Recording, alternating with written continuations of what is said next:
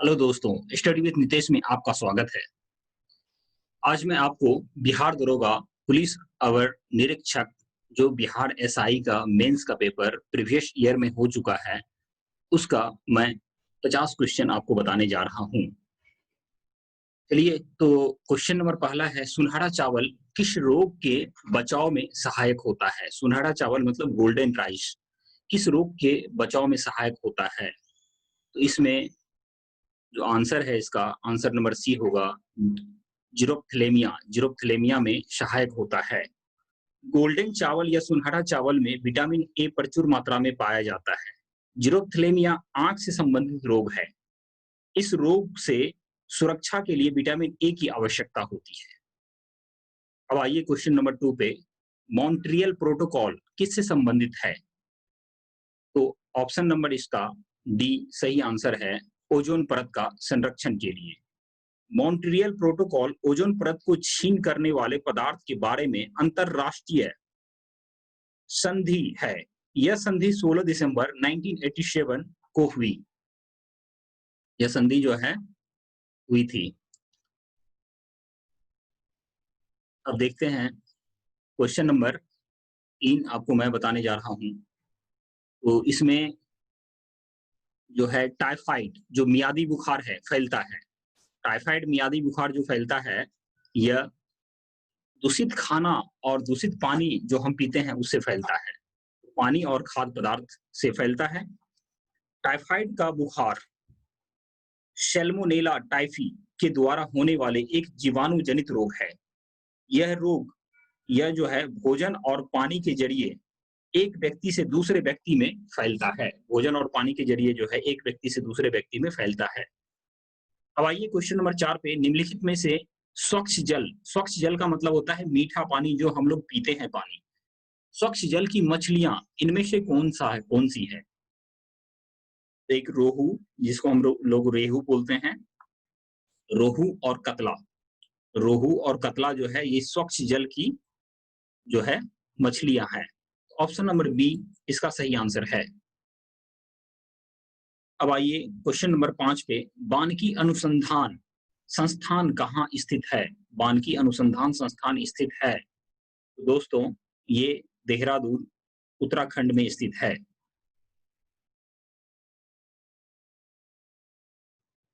अब आइए question number 6 पे चलते हैं। क्वेश्चन नंबर 6 पे चलते हैं। तो क्वेश्चन नंबर 6 है, निम्नलिखित में से कौन सी पर्वत चोटी भारत में है? तो दोस्तों कौन सी पर्वत चोटी भारत में है? तो अन्नपूर्णा, मकालू, कामेट और नामचा वर्मा होना चाहिए। मामचा वर्मा इसमें लिखा हुआ है, कामेट होगा इसका सही आंसर। तो कामेट नामक पहाड़ी जो है उत्तराखंड में अवस्थित है। स्मरण रहे कि कामेट नामक पहाड़ी अमेरिका में भी है। अन्नपूर्णा की पहाड़ी नेपाल में है। अन्नपूर्णा की पहाड़ी जो नेपाल में है, कामेट नामक जो है ये इंडिया में है, उत्तराखंड में है। और आप ये भी याद रखेंगे जो ये यूएस में भी एक कामेट नाम की पहाड़ी है। और क्वेश्चन नंबर 7 पे आते हैं। जापान के योकोहामा शहर में वर्ष 1994 में संयुक्त राष्ट्र सदस्य देशों का सम्मेलन जिस संदर्भ में किया गया था वह है। तो ये जो ऑप्शन है इसमें ऑप्शन नंबर ए सही आंसर है, प्राकृतिक आपदा नियंत्रण। प्राकृतिक आपदा नियंत्रण में इसका किया गया था। अब क्वेश्चन नंबर 8 पे आते हैं। भारतवर्ष का भारतवर्ष का नूनूमती तेल शोधक कारखाना स्थित है। भारत में जो है नूनमती इसको बोलते हैं, नूनमती तेल शोधक कारखाना जो है कहाँ पे स्थित है? तो दोस्तों ये असम में स्थित है। नूनमती तेल शोधक कारखाना। और अब आते हैं क्वेश्चन नंबर 9 पे। और इसमें देखते हैं जो गुलबदन बेगम ने किसके कहने पर हुमायूं नामा लिखा था? गुलबदन जो है किसके कहने पर हुमायूं नामा लिखा था? तो ये अकबर के कहने पे हुमायूं नामा लिखा था। गुलबदन बेगम मुगल साम्राज्य की संस्थापक बाबर की बेटी थी। गुलबदन बेगम जो है मुगल साम्राज्य की संस्थापक बाबर की बेटी थी। उन्होंने अपने सौतेले भाई हुमायूं का जीवन चरित्र हुमायूं नामा में लिखा। अब दोस्तों क्वेश्चन नंबर 10 पे आते हैं। शीरी शहर और शीरी का दुर्ग का निर्माण किसने करवाया था? सीरी शहर और सीरी का दुर्ग का निर्माण जो है किसने करवाया था? तो इसमें ऑप्शन हम देखते हैं शेरशाह सूरी और फिरोज शाह तुगलक, अलाउद्दीन खिलजी, इल्तुतमिश। तो इस क्वेश्चन का जो आंसर है वो अलाउद्दीन खिलजी है। अलाउद्दीन खिलजी है। इसमें खिलजी वंश का जो शासक था अलाउद्दीन खिलजी ने सीरी का महल, अलाई दरवाजा, कुश्क ए शिकार, अलाई दरवाजा को क्या बोलते हैं? कुश्क ए शिकार भी बोलते हैं, हजार खम्स महल आदि का निर्माण करवाया था। अब आते हैं क्वेश्चन नंबर 11 पे। अकबर ने 1567 ईस्वी में चित्तौड़ आक्रमण के समय वहां का शासक था, जो चित्तौड़ आक्रमण हुआ था उस समय वहां का शासक जो था वो उदय सिंह जी थे। कौन थे? उदय सिंह थे। उदय सिंह द्वितीय 1540 से लेके 1572 तक वो मेवाड़ राज के महाराजा थे। इनकी राजधानी चित्तौड़गढ़ थी। वे राणा सांगा के चौथे पुत्र थे। विख्यात शासक महाराणा प्रताप इनके पुत्र थे। अब आइए क्वेश्चन नंबर 12 पे। शेरशाह का मकबरा जो है ये कहाँ पे स्थित है? तो शेरशाह जो कि बिहार का इकलौता है जो दिल्ली की राजगद्दी पे प्रथम है, शासक है जो कि दिल्ली की राजगद्दी पे बैठा था। इसका मकबरा जो है बिहार में सासाराम में है। कहाँ पे है? बिहार में सासाराम में है। शेरशाह ने अपने जीवन काल में ही मकबरे का काम शुरू करवा दिया था। प्रसिद्ध इतिहासकार कानून नागो के अनुसार शेरशाह का मकबरा को देख करके ऐसा लगता है कि वह अंदर से हिंदू और बाहर से मुस्लिम था। बिहार के सासाराम में शेरशाह का मकबरा स्थित है जो कि अष्टकोणीय मकबरों की श्रेणी का अंतिम उदाहरण है। तो आई होप आपको ये समझ में आ गया होगा। अब आते हैं क्वेश्चन नंबर 13 पे। कथा सरित सागर, कथा सरित सागर के लेखक कौन है? तो कथा सरित सागर के लेखक जो है ये सोमदेव जी हैं। अब आते हैं क्वेश्चन नंबर 14 पे। गुप्तकालीन प्रथम गणितज्ञ एवं खगोल शास्त्री कौन थे? कौन था? गुप्तकालीन जो थे ये आर्यभट्ट थे। आइए क्वेश्चन नंबर 15 देखते हैं। इसमें है निम्नलिखित में से कौन जैनों के 23वें तीर्थकर थे? निम्नलिखित में से कौन जैन के 23वें तीर्थकर थे? तो ये पार्श्वनाथ थे। पार्श्वनाथ भगवान पार्श्वनाथ जैन धर्म के 23वें तीर्थकर थे। पार्श्वनाथ का जन्म आज से लगभग 3000 वर्ष पूर्व वाराणसी में हुआ था। वे वाराणसी के इच्छा कुंसवंशीय राजा अश्वसेन का पुत्र थे। अब आइए क्वेश्चन नंबर 16 पे। निम्नांकित में से किसने हिंदी भाषा को भारत की राष्ट्रभाषा के रूप में स्वीकार व पहली बार स्वराज शब्दों का प्रयोग किया था? तो दोस्तों ये बहुत ही ज्यादा इंपॉर्टेंट क्वेश्चन हो जाता है और इसका आंसर है स्वामी दयानंद सरस्वती जी। स्वामी दयानंद सरस्वती जी थे जो कि पहली बार स्वराज शब्द का यूज किया था और भारत की जो है राष्ट्रभाषा जो हिंदी है उसको बोला था ये, जो राष्ट्रभाषा हिंदी का ये प्रचार प्रसार करने के लिए। अगर इसी क्वेश्चन में पूछा जाए जो कांग्रेस के मंच से पहली बार स्वराज शब्द का यूज किसने किया था? तो दादा भाई नेहरू ने किया था। और अगर ये क्वेश्चन पूछा जाए जो पहली बार स्वराज शब्द का यूज किसने किया था? तो स्वामी दयानंद सरस्वती जी ने किया था। अब आइए क्वेश्चन नंबर 17 पे। अखिल भारतीय राष्ट्रीय कांग्रेस की प्रथम महिला अध्यक्ष कौन थी? तो अखिल भारतीय राष्ट्रीय कांग्रेस की पहली जो महिला अध्यक्ष थी ये सरोजिनी नायडू। यहाँ पे भारतीय लिख दिया गया है इसलिए सरोजिनी नायडू होगी। तो आते हैं क्वेश्चन नंबर 17 पे। 17 हो गया है, 18 पे आते हैं। रविन्द्रनाथ टैगोर ने सर की उपाधि को क्यों लौटा दिया था? तो दोस्तों ये आप जानते हैं जो रविन्द्रनाथ टैगोर के ने सर की उपाधि इसलिए लौटा दिया था, जलियांवाला बाग हत्याकांड के विरोध में लौटा दिया गया था। तो ऑप्शन नंबर बी इसका सही आंसर है। जलियांवाला बाग कांड जो 13 अप्रैल 1919 को हुआ था, तो इसी कांड में रविन्द्रनाथ टैगोर ने सर की उपाधि लौटा दिया था। जो नाइटहुड की उपाधि, सर मतलब नाइटहुड की उपाधि उनको दिया गया था, वो उन्होंने लौटा दिया था। महात्मा गांधी भी इसी में लौटाए थे, केसरे हिंद की उपाधि इस हत्याकांड के विरोध में लौटा दिए थे। एवं जमनालाल बजाज ने राय बहादुर की उपाधि वापस करवा दिए थे। तो ये भी आप साथ साथ याद रखेंगे। अब आते हैं क्वेश्चन नंबर 19 पे। 1937 ईस्वी में कांग्रेस मंत्रिमंडल कितने प्रांतों में बने थे? ये बहुत ही इंपॉर्टेंट क्वेश्चन है। ये 8 प्रांतों में बने थे। कितने प्रांतों में बने थे? 8 में।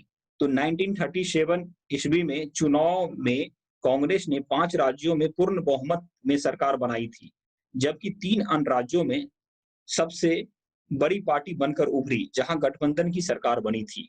3 राज्यों में जो है गठबंधन की सरकार बनी थी।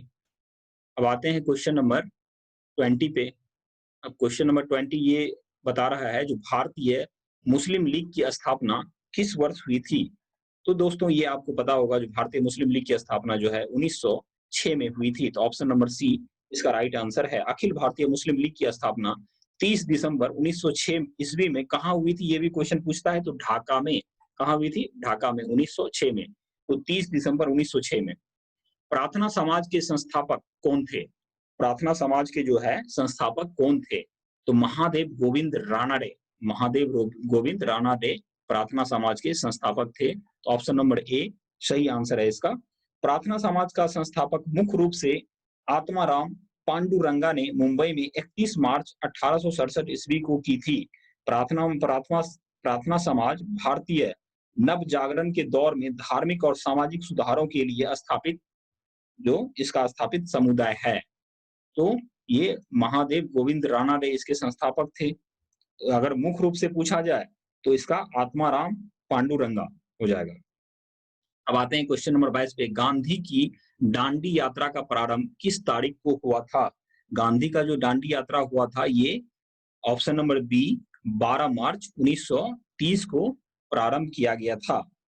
दांडी मार्च, जिसे नमक मार्च या दांडी सत्याग्रह भी कहते हैं, ये ऐतिहासिक यात्रा है जो कि 12 मार्च 1930 ईस्वी को गांधी ने 78 लोगों के साथ अहमदाबाद से साबरमती आश्रम में समुद्र तटीय गांव दांडी तक किया था।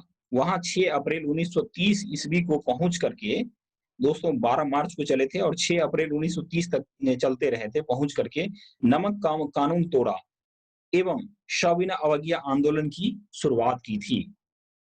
अब आते हैं क्वेश्चन नंबर 23 पे। वर्ष 2011 की जनगणना के अनुसार भारत की न्यूनतम जनसंख्या घनत्व वाला राज्य है। ये जो न्यूनतम जनसंख्या वाला राज्य है, ये Arunachal Pradesh. Option number B आपका सही आंसर है। भारत में सर्वाधिक जनसंख्या घनत्व वाला राज्य जो है वो बिहार है, 1106 है। वर्ष 2011 की जनसंख्या के अनुसार भारत की न्यूनतम जनसंख्या जो है घनत्व डेंसिटी अरुणाचल प्रदेश सिर्फ 17 है। अब आते हैं क्वेश्चन नंबर 24 पे। क्वेश्चन नंबर 24 पे आते हैं। इसमें आपको अंतरराष्ट्रीय मुद्रा कोष का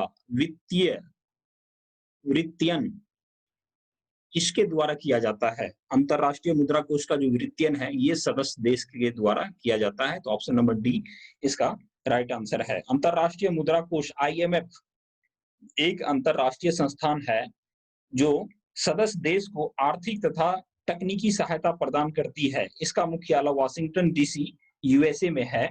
इसकी स्थापना जो हुई थी 27 दिसंबर 1945 में ब्रिटेन वुड सम्मेलन के निर्णय के आधार पर किया गया था। इसलिए ये सदस्य देशों के बारे में बोला जाता है। जो इसका कहाँ वित्तीयन किसके द्वारा किया जाता है? सदस्य देश के द्वारा किया जाता है।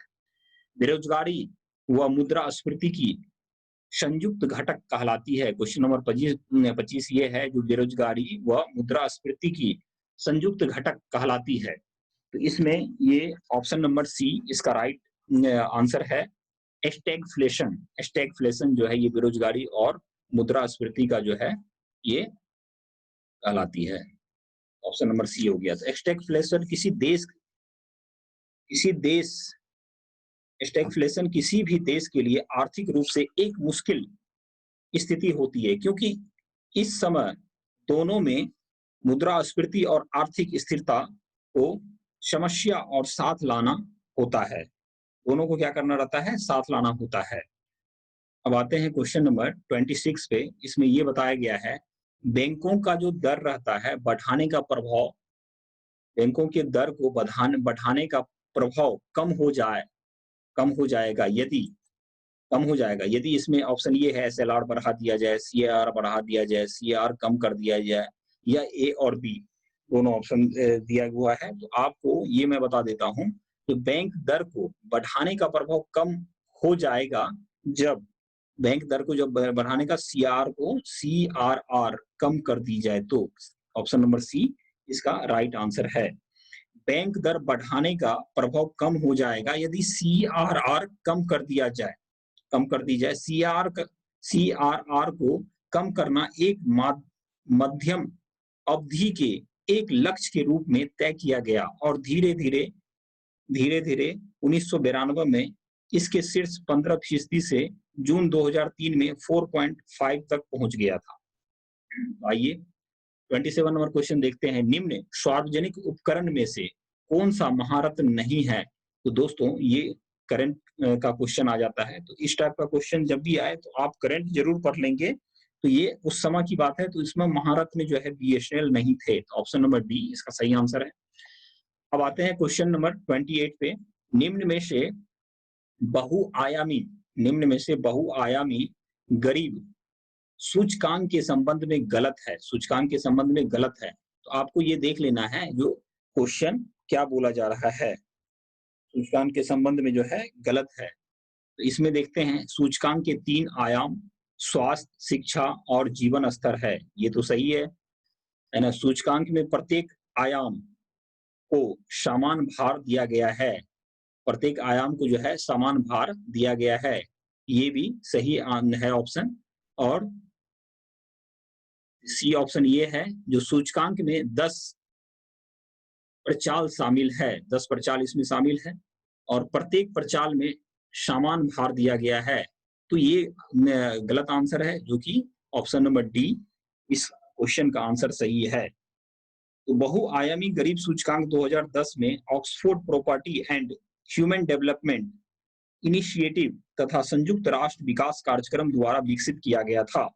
इसकी गणना के लिए 3 मापदंडों यथा जीवन प्रत्याशा, शिक्षा और रहने की जीवन स्तर के तहत 10 संकेतकों मतलब प्रचाल के द्वारा जो है जारी है, जिनका भार एक समान नहीं होता।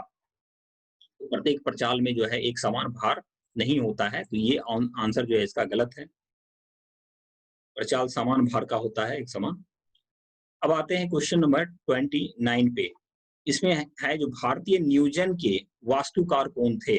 जो भारतीय नियोजन है उसके वास्तुकार कौन थे? तो इसमें ऑप्शन नंबर डी इसका राइट आंसर है, पंडित जवाहरलाल नेहरू जी थे। आर्थिक नियोजन का सैद्धांतिक जो प्रयास किया गया था स्वतंत्रता प्राप्ति के पूर्व ही प्रारंभ हो गया था। वर्ष 1934 ईस्वी में एम विश्वेश्वरैया ने भारत के लिए नियोजन जो है अर्थव्यवस्था नाम पुस्तक रखी थी। नियोजन अर्थव्यवस्था नाम का जो है ये पुस्तक रखी थी। एम विश्वेश्वरैया जो है ये पहला इंजीनियर थे जो कि इंडिया के, और ये इकोनॉमिक्स के भी इकोनॉमिक्स से पीएचडी किए हुए थे, तो ये भी आप याद रखेंगे। अर्थव्यवस्था नाम की पुस्तक जो है इन्होंने लिखी थी। और सन 1938 ईस्वी में भारतीय राष्ट्रीय कांग्रेस ने सर्वप्रथम राष्ट्रीय नियोजन समिति का गठन किया था, जिसके अध्यक्ष पंडित जवाहरलाल नेहरू जी थे। अब आते हैं क्वेश्चन नंबर 30 पे। निम्न में से उसकी पहचान करें जो रिजर्व बैंक का कार्य नहीं है, उनका हमें पहचान करना है। विदेशी विनिमय भंडारण का संरक्षण, ये तो है, सही है ये। उसके बाद है करेंसी जारी करना, बिल्कुल सही है। जनता से प्राप्त जमाओं का ब्याज देना, जनता से जो प्राप्त जमाओं होता है उस पे ब्याज देना, तो दोस्तों ये गलत है, ये आरबीआई का जो है काम नहीं है। तो नगद आरक्षण का संरक्षण, ये भी सही है, नगद आरक्षण है उसका संरक्षण भी करता है। तो ऑप्शन नंबर सी इस क्वेश्चन का राइट आंसर हो जाता है। अब आते हैं क्वेश्चन नंबर 31 पे। 31 नंबर क्वेश्चन पे आ जाते हैं। इसमें ये बताया जा रहा है कि तिलहन के उत्पादन में वृद्धि का कारण है। तिलहन जो तिलहन वाला खेती करते हैं उसमें वृद्धि का कारण क्या है? तो इसमें पीली क्रांति के नाम से इसको जाना जाता है। तिलहन के उत्पादन की वृद्धि का कारण है पीली क्रांति। पीली क्रांति इसका कारण है। श्वेत क्रांति का संबंध दूध से है, जैसे इसमें बताया गया ऑप्शन ए में श्वेत का दूध से है। नीली क्रांति का संबंध मछली से है, नीली का मछली से है ना? और भूरी क्रांति का संबंध जो है उर्वरक से है। तो इसका जो है पीली क्रांति जो है तिलहन से है। ऑप्शन नंबर बी सही आंसर है। भारत के किस राज्य में शिशु मृत्यु दर सबसे कम है? बच्चों का मतलब क्या, 0 से 6 साल तक के बच्चों का जो है मृत्यु दर सबसे कम किस स्टेट में है? तो ये केरल स्टेट में है। केरल आप जानते हैं जो सबसे पढ़े लिखे स्टेट में आते हैं, जो कि 100% तक इसमें अभी लिटरेसी रेट चला गया है। विश्व बैंक द्वारा जारी आंकड़ों के अनुसार भारत के केरल राज्य में सबसे अधिक औसत आयु एवं सबसे कम शिशु मृत्यु दर है। औसत आयु सबसे अधिक है और सबसे कम मृत्यु दर है। विश्व व्यापार संगठन जो है WHO, विश्व व्यापार संगठन WTO का मुख्यालय कहाँ है? WTO का मुख्यालय कहाँ है? ऑर्गेनाइजेशन हो जाएगा, संगठन। तो इसका मुख्यालय जो है जेनेवा में है। कहाँ पे है? जेनेवा में है। विश्व व्यापार संगठन की स्थापना जो है 1 जनवरी 1995 को हुई थी। इसका मुख्यालय जेनेवा जो कि स्विट्जरलैंड में है, वहां पे है। तो आते हैं क्वेश्चन नंबर 34 पे। 34 ये रीजनिंग का क्वेश्चन है। आपको मैं ये बता देता, इसमें ये बताना है कि त्रिभुजों की संख्या कितनी है, कितने ट्रायंगल है। तो दोस्तों इसमें आप ये काउंट कर लेंगे, जो सबसे पहले ये काउंट करेंगे जो 1 2 ये पूरा एक 3 हो गया, फिर 3 + 3 6 हो गया, 6 यहाँ से ये हो रहा है, उसके बाद 6 ये हो गया, उसके बाद आप ये देखेंगे 6 और ये टोटल कितना हो गया 7 और ये 8, 6 हो गया। इसको पूरा लेंगे तो कितना हो जाएगा 7 और ये ऊपर वाला पूरा ले लेंगे तो ये कितना हो जाएगा 8। पहले तो ये आप देख लीजिए, ये 8 हो गया, तो 3 इसमें है, 8 × 3 24, 8 × 3 24 हो गया। तो 24 तो ऐसे ही दिख रहा है, तो 24 तो इसका आंसर है नहीं। अब आपको मैं ये बताना चाह रहा हूँ कि 24 प्लस ये हो गया 1, उसके बाद ये 2 ऐसे हो गया, फिर यहाँ से मतलब 24 26 हो गया, 27 हो गया और ये ले लेंगे, ये देखिए ये 28 हो गया। तो टोटल इसमें कितने ट्रायंगल है? 28। ऑप्शन नंबर डी इसका सही आंसर है। अब आइए 35 नंबर क्वेश्चन पे। भारतीय संविधान में प्रारंभ में मौलिक कर्तव्य का प्रावधान नहीं था।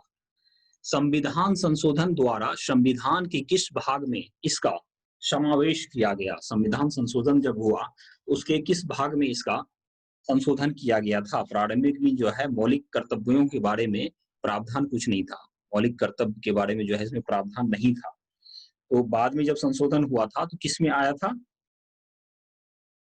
भाग 4A में। किसमें था? भाग 4A में इसका जो है संविधान का जो संशोधन के बारे में था उसमें भाग 4A में दिया गया है। सरदार स्वर्ण सिंह समिति की अनुशंसा पर संविधान के 42nd अमेंडमेंट जो हुआ था 1976 ईस्वी के द्वारा मौलिक कर्तव्य को भारतीय संविधान में जोड़ा गया।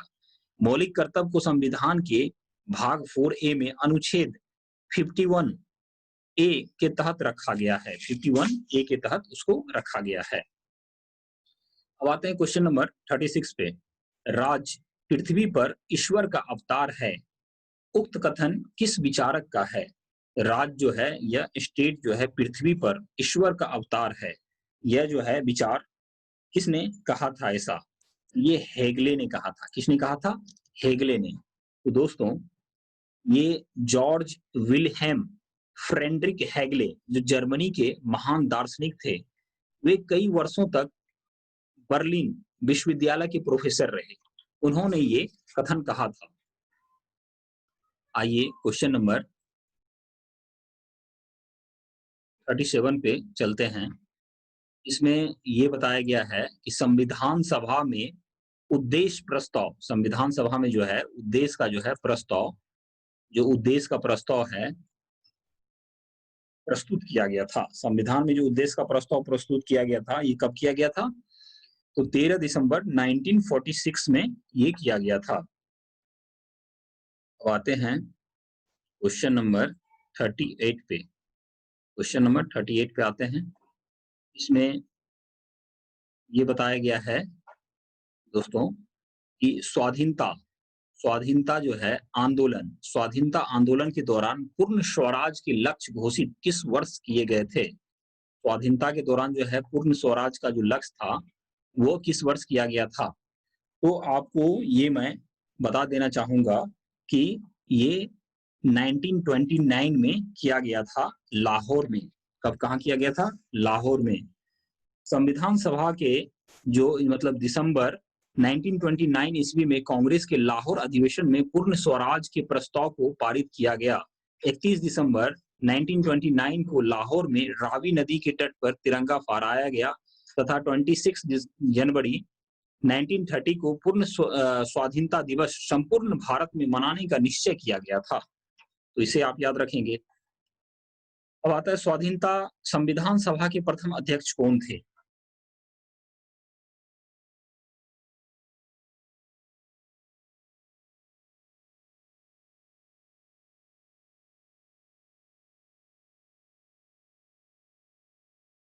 कौन थे?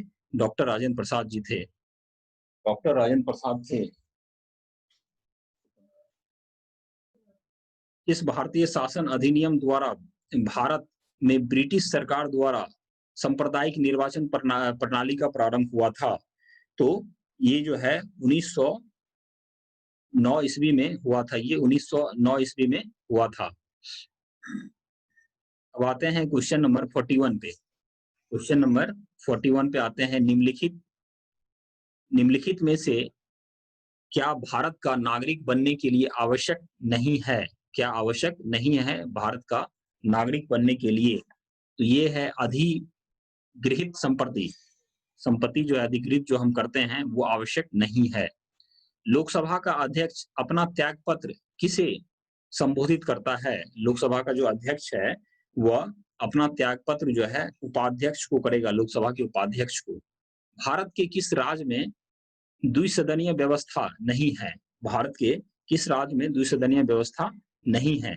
तो ये जो है द्विसदनीय व्यवस्था आपको पंजाब में नहीं है। तो आप यहाँ से पंजाब याद रखेंगे, जो पंजाब में द्विसदनीय व्यवस्था नहीं है। आइए क्वेश्चन नंबर 44 पे। इसमें कौन से मूल अधिकार केवल भारतीय नागरिकों को उपलब्ध है? कौन से मूल अधिकार जो है केवल भारतीय नागरिकों को उपलब्ध है? तो ये ऑप्शन नंबर ए इसका सही आंसर है।